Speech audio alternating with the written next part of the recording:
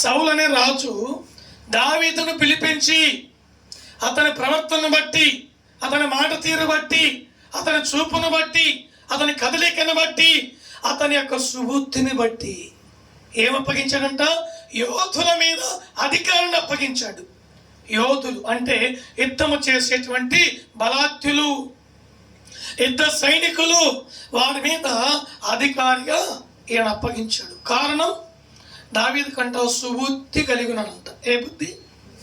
సుబుద్ధి. మంచి లక్షణాలు, మంచి మనసు, మంచి మాట, ఈ సుబుద్ధి కలిగి ఉన్నాడు కాబట్టి అధికార దృష్టికి ఏమనిపించింది?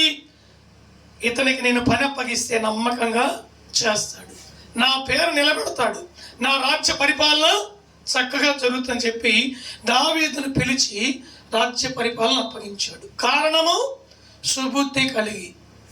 ఎలా ఉండాలి మనం? ఎలా ఉండాలి?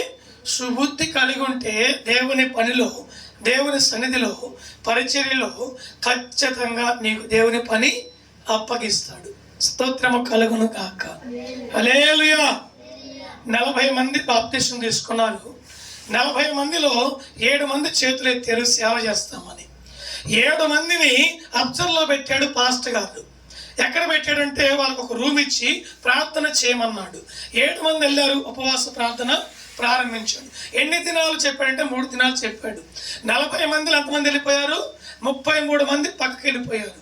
పరిచర్యలో చేస్తున్నారు, సంఘంలో సేవ చేస్తామన్నారు 7 మంది. 7 మందిని రూములో పెడితే 7 మంది 3 రోజులు ఉపవాస ప్రార్థనలో ఒక్కడు ఎన్నికయ్యాడు. ఎంతమంది? ఒక్కడు ఎన్నికయ్యాడు. పాస్టర్ గారిని వాడిని పిలిచాడు. రే, నీ పేరేంది?